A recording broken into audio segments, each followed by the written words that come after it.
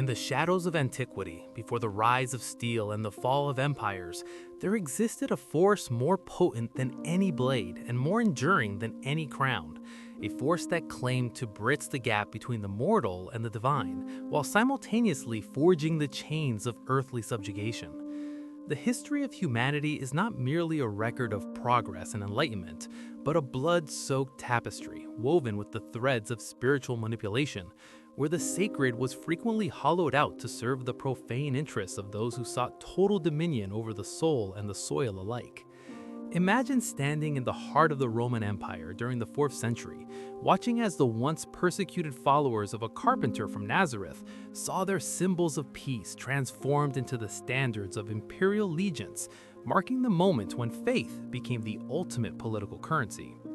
This was not an isolated incident, but the beginning of a recurring nightmare where the pulpit was traded for the throne and the divine word was twisted into a mandate for conquest, starting with the chilling realization that the crusades were less about spiritual liberation and more about the geopolitical chess matches of the medieval papacy and European nobility seeking to export their internal violence to distant shores. As the sun sets over the walls of Jerusalem in 1099, the screams of the innocent echoed not because of a theological dispute, but because religion had been successfully weaponized to dehumanize the other, turning neighbors into monsters and massacres into acts of worship. This dark alchemy of power and piety traveled across the oceans during the Age of Discovery, where the cross preceded the sword into the Americas, providing a moral veneer for the systematic destruction of indigenous civilizations under the guise of saving souls, a process that saw that requerimiento read in a language the locals couldn't understand to justify their enslavement. The Inquisition, meanwhile, turned the quest for purity into a bureaucratic engine of terror, proving that when a state claims to speak for God, dissent becomes not just a crime but a cosmic betrayal punishable by the stake and the rack, creating a culture of paranoia where even a whispered thought could lead to the dungeons. We must look at the 30 Years' War, a cataclysm that tore Central Europe asunder, where the nuances of transubstantiation and church hierarchy were used to fuel a conflict that was fundamentally about the survival of the Habsburg dynasty and the shifting balance of power, leaving millions dead in a wasteland where the vultures were the only victors. In the East, the mandate of heaven was used to justify the rise and fall of dynasties with the same cold efficiency, while later the divine right of kings in the West served as a spiritual armor for absolute monarchs who claimed their tyranny was ordained by the heavens.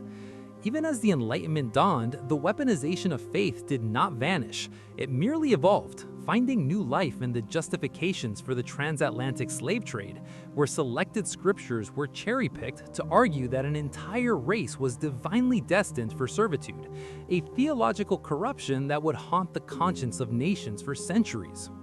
The script of history shows us that when the boundary between the sanctuary and the Senate is blurred, the result is almost always a tragedy of epic proportions, as seen in the partition bloodbath of India and Pakistan, where communal identities were stoked by political elites to carve out power at the cost of millions of lives.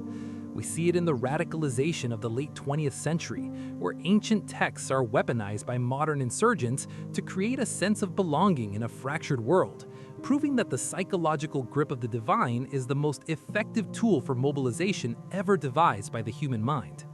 The tragedy lies in the fact that the most profound human yearnings for meaning and transcendence are the very vulnerabilities that power-hungry leaders exploit, turning the quest for the eternal into a fuel for the ephemeral battles of the present. From the sacrificial altars of the Aztecs, used to maintain social order through fear, to the modern-day cults of personality that mimic religious devotion to suppress democratic freedoms, the pattern remains disturbingly consistent. If you can convince a person that their actions are mandated by a higher power, you can convince them to commit the unthinkable. This narrative is not an indictment of faith itself, but a forensic examination of its hijackers, the demagogues and the despots who realized early on that while a soldier can take a life, a priest-king can take a mind, ensuring that the legacy of religious weaponization is one of shattered icons, burnt libraries, and the persistent question of how something intended to offer peace has so often been used to ignite the fires of war. As we navigate the complexities of the modern era, the echoes of these past manipulations remind us that the most dangerous weapon is not the one held in the hand, but the one planted in the heart under the guise of holiness. For once a man believes he is doing God's work, there is no limit to the cruelty he can inflict upon his fellow man in the name of the divine. The historical record is a graveyard of empires that tried to build their foundations on the shifting sands of exploited dogma. And yet, the cycle continues, because the allure of absolute moral authority is too great for the ambitious to ignore, leading to the inevitable conclusion that as long as there are those who seek power, there will be those who weaponize the sacred to obtain it. We see the scars of this process in the architecture of our cities, in the language of our laws, and in the deep-seated prejudices that still divide us today, all remnants of a time when the pulpit was a fortress and the congregation was an army. The manipulation of the afterlife to control the present life remains the most sophisticated form of social engineering ever conceived, a strategy that relies on the fundamental human fear of the unknown to manufacture consent for the agendas of the known. In the end, the history of weaponized religion is a mirror reflecting our own capacity for both immense spiritual depth and staggering moral failure. A reminder that the tools we use to reach for the stars are the same ones we have used to bury our brothers, leaving us with a legacy that is as much a warning for the future as it is a chronicle of the past. The true test of any civilization lies in its ability to distinguish between the genuine pursuit of the divine and the calculated theater of the powerful, a task that requires us to look past the symbols and the rituals, to see the cold, hard steel of ambition hidden beneath the robes of the righteous. As the centuries pass, the names of the gods change and the languages of the prayers shift, but the mechanics of control remain the same, proving that the struggle for power is eternal and that faith in the hands of the wrong master is the most devastating weapon ever forged by human hands. This script of control is written in the blood of those who dared to question, those who were deemed heretics because they stood in the way of a political objective, and those who were simply in the wrong place at the time of a holy conquest, serving as a permanent testament to the dangers of merging the celestial with the temporal.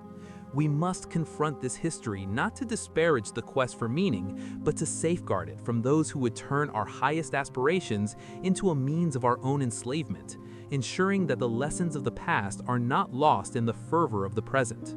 The narrative of faith and power is still being written today in the halls of government and the streets of conflict, a living history that challenges us to decide whether we will allow the sacred to be a bridge to understanding or continue to permit its use as a wall of division and a sword of oppression. It is a story of grand cathedrals built on the backs of the poor and crusades launched for the benefit of the rich, a story of how the whisper of a prayer can be drowned out by the roar of a cannon, and how the light of the spirits can be extinguished by the darkness of the ego, leaving us to wonder if we will ever truly learn that the divine is found not in the conquest of others, but in the mastery of ourselves. The echoes of the past are loud, ringing through the centuries like a bell that cannot be unrung, calling us to witness the moment when the heavens were claimed by the earth and the gods were drafted into the service of men, a tragedy that defines our species as much as any triumph of science or art.